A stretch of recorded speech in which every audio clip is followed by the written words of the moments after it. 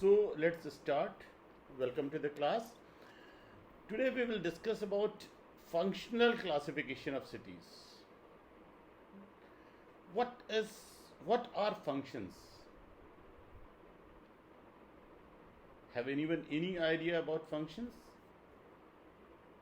What are functions? What are functions? What are goods? What are services?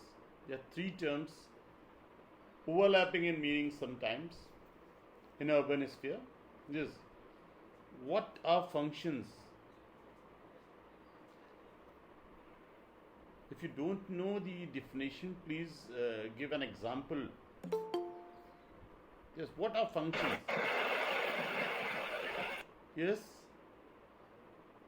Yes, Atik, there is some problem in your mic, I think. Yes. Anyone? What are functions?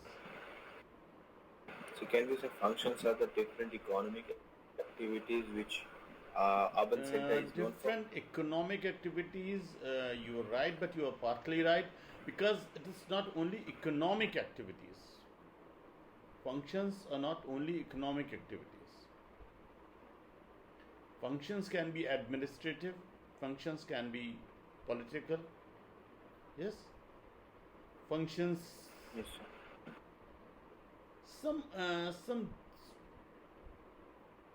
some work the city is doing for a population. That is a function. Examples are political, administrative, commercial, entertainment. Many functions are there. And what are goods? Goods are the manufactured products produces. Goods are the manufactured products.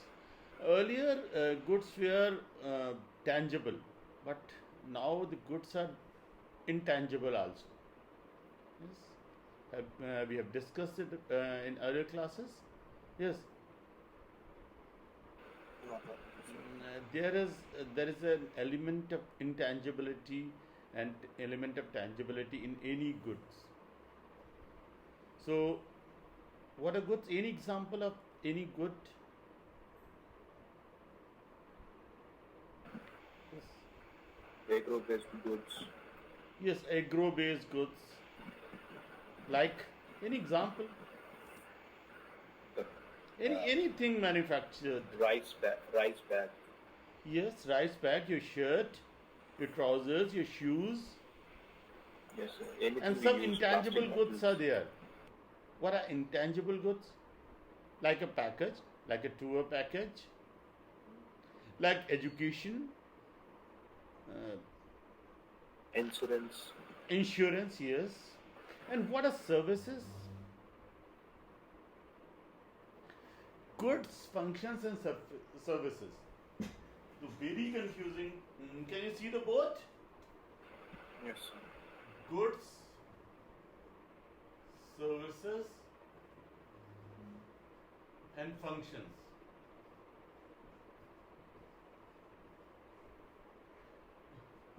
We know that what goods are. You define it.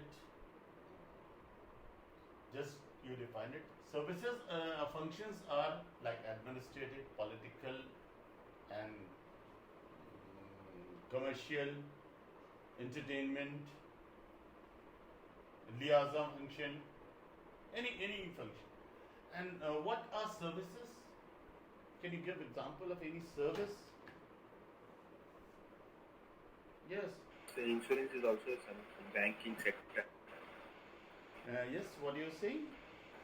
Banking sector. Insurance Banking company. services. Yes. Financial services, banking services, and yes, Insurance also, sir. insurance services. Transportation facility.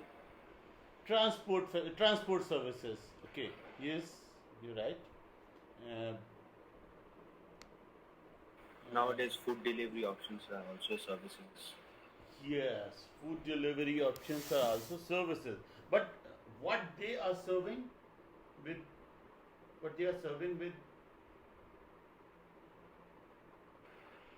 food delivery services, what they are serving to you. Yes. We do not have to go anywhere. They just bring my products. They pick up from one point and deliver one. No, no. What is the service they are providing? Food services, and what they are providing you, what they are delivering you, the food. The Yes. food is the good here, and food providing is a service. Huh? And if you are ordering from McDonald's, the functional operator is McDonald's. That is the function. Food provision is the function of the McDonald's, isn't it? Actually, these are not very distinct terms. The difference is between what they imply. Sometimes they are verb. Actually, the difference is in noun. So there are three things: goods, services, functions. So how can you depict the relationship between these three: goods, functions, and services? Yes. How can you depict the relationship? Have anyone of you have heard of Venn diagram? Repeat one. Venn diagram. Venn diagram. Have anyone you have heard about Venn diagrams? No. Okay. Venn. I think you have seen a Venn diagram. Most probably. Yes, sir. Human body. Yes, Atik, what you are saying? Of human body, veins. No, Blood not veins. vein. Venn diagram. Yes, Varisha, you were saying something. Yes, Varisha, what? It is used in reasoning. Yes, Sumit? It is like that. Venn diagram is basically it shows the relation between two cities or any two comparing places. Yes, that's why, yes, you are right, Varisha. That's why I'm asking you to show the relationship between functions, goods, and services by a Venn diagram. Venn diagram perhaps can very correctly and visually depict that relationship. Okay, we can say that the Venn diagram of functions, goods, and services is like this. Circle is of services, this circle is of goods, and this service depicts the function. What you see, what you are seeing, yes, what you are seeing, what you can see, what the conclusion you can draw. Yes, Atik. So your video actually stopped. Your video. My network is. Oh. My network is poor today. Okay. Yes, anyone can see? Yes, Varisha? Sumit? The network is poor. It's not visible. My network is poor or your network is poor? Yeah, I don't know, but it is not visible clearly. Okay. Is it visible now? No, sir. It's not visible. Okay.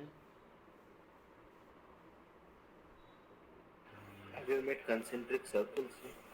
Yes. It is Now it is visible, sir. It is visible. Okay. Perhaps my computer selected a wrong network. Okay. So these are the circles. What you depict by the relationship?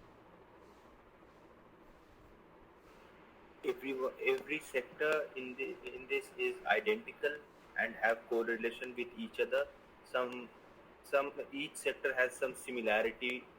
Yes, you are right, but I want to hear a different term. Yes, Varisha, perhaps you are familiar with Venn diagrams?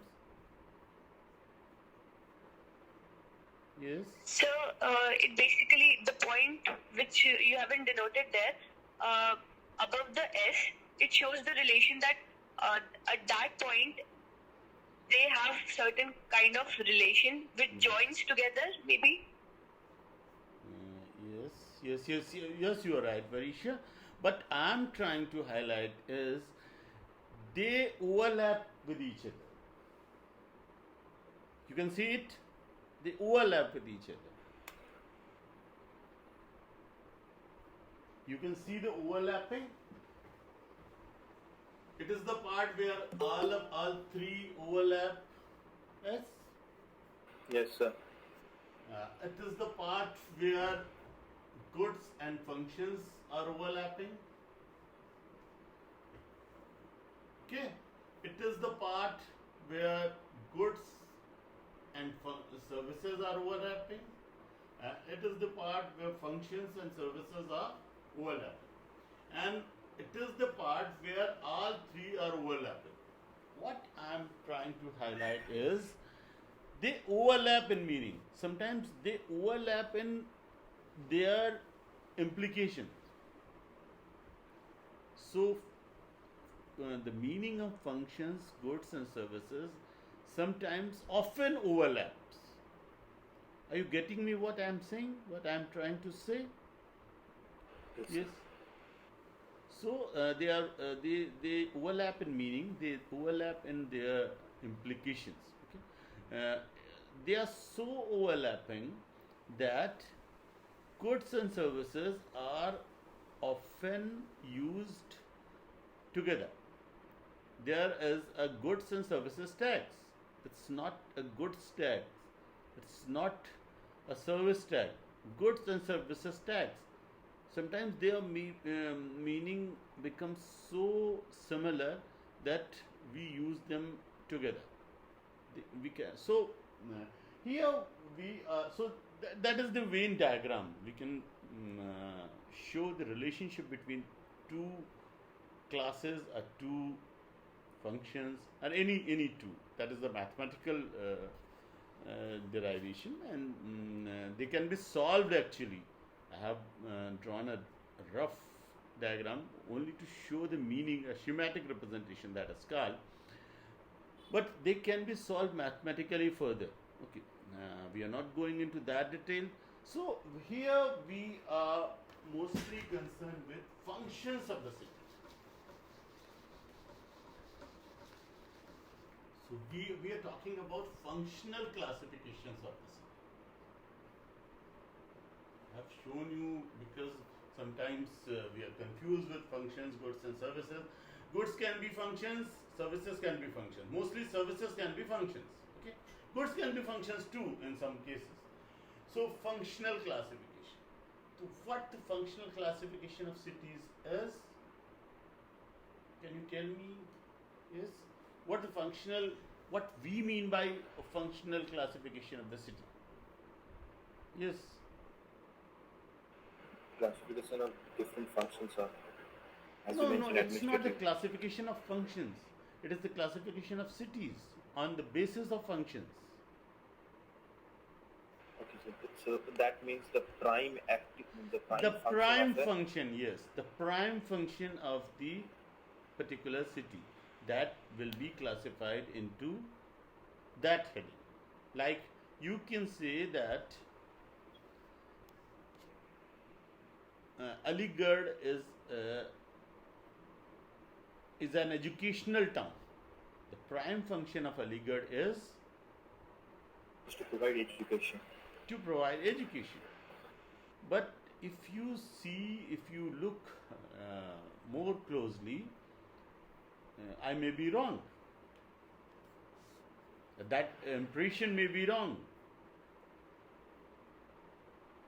Is it that? There is a very Aligarh is an industrialized town also. You know, brass industry of Muradabad has outsourced many of its functions to Aligarh. So there, you know how much industrial units, how many industrial units in Aligarh are? Can you guess? We have talked about it earlier, I think. We may have talked about it earlier. Yes. I lost my connection in between. Can you repeat? Last 30 seconds only. Okay. I'm saying that Aligarh may be seen as an educational town, but there is, Aligarh can be classified as industrial town also. Okay, so I asked how many industrial units are there in Aligarh. Can you guess? Can anyone guess? I don't need Yes, sir. Because of the lock factories. but what is the number?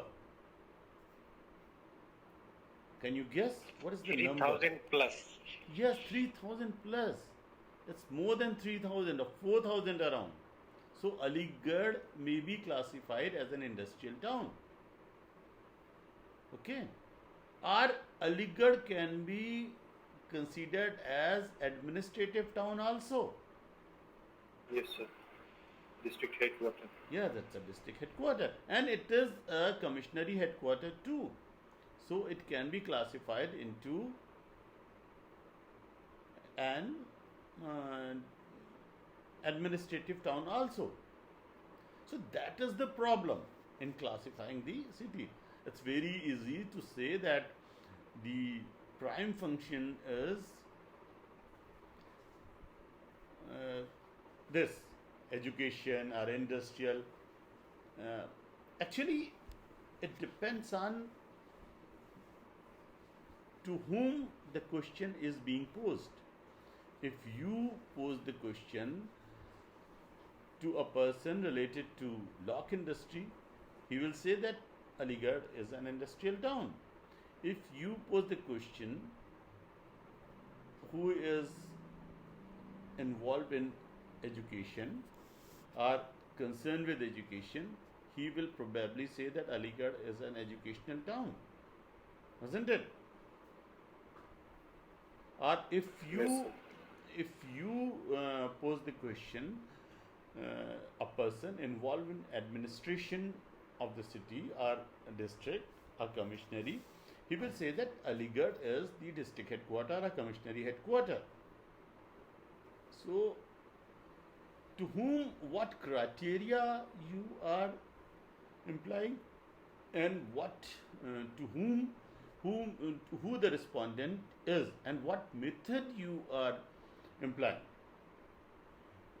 There may be many functions of a city. Like Aligarh, you can see that there are many functions. Aligarh is an administrative hub. Aligarh is an educational hub. Aligarh is an industrial hub. It's the mandi. It's being developed into a mandi also. You know the mandi. Yes. Weekly bazaars. Yes. It's not weekly bazaar. It's a hub of commercial activity, of trade, where the goods are collected and redistributed. That is called the mandi. Any mandi it can be, clothes mandi. So it's being by virtue of its location being very near to Delhi and being very near to Meerut, being very near to Agra. It sometimes function as a transitional point. Okay. So many scientists try to classify the cities. And why we classify cities or why we classify anything? We have discussed it before. It's a very, very simple question. Why we classify anything? To understand better. To understand better and to interpret in urban area better. To, yes. Yes, sure. Can you throw some light on why we classify things? Why we classify things? Yes.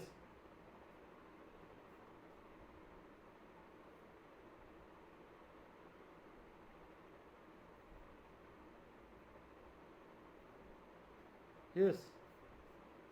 Why we classify things? Yes, Varisha, why we classify things? So for a better understanding. For the better understanding. So To what we do, categorize. uh, what what what is the benefit of the classifying cities? What we do in classification exactly? Can you tell me what we do in classification? We take a base and we search for that opportunity in every other nominees within the classification. Yes, and here in functional classification of cities, what we are doing? We are taking different functions of a city into consideration and comparing with each other. Yes, and what benefits we will be getting in studying Aligarh or any city? We Yes, will come up with a conclusion that what is the prime activity or what the city yes, is yes. primarily involved. We have come to the conclusion what is the prime activity or what is the dominant function. We are classifying cities on the basis of dominant function, one or two or many, and that we will see later. There are, I think, there are two classifications in your syllabus are Nelson's classification and Harris classification. Yes. So we will discuss Nair's and Nelson's classification and Harris's classification, Chancey D. Harris. Okay, there are many classifications attempted on Indian cities also. Ashok Mitra's classification, Orosio's classification. Ashok Mitra's classification is very good for Indian cities. Orosio's classification and there are many classifications. Ashok Mitra's I found very good for Indian cities. It is very suited to Indian urbanization. Okay, so but in your syllabus there are two classifications: Nelson's and Harris's. So we will discuss. So we, according to these two classification, mainly in these two, in both of these two classifications, we classify cities on the basis of dominant function. Their dominant function, what their dominant function is. Now there are many methods of ascertaining the dominant function, like Nelson classified and deciphered the dominant function of the city on the basis of SD. He used standard deviation. We will discuss, perhaps we will discuss this in another class. So what is the benefit we are getting by classifying cities in different types of cities? On the basis of dominant function, we are classifying a city as administrative city, we are classifying a city as a tourist city, we are classifying a city as an educational city. What benefits we may be getting? Yes, what benefits we may be getting? Yes, what benefits we may be getting? Yes, yes, Ashraf.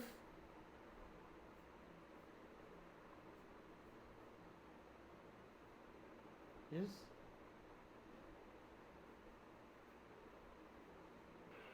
Can you repeat the question, sir? What benefits we may be getting by classifying cities on the basis of dominant function?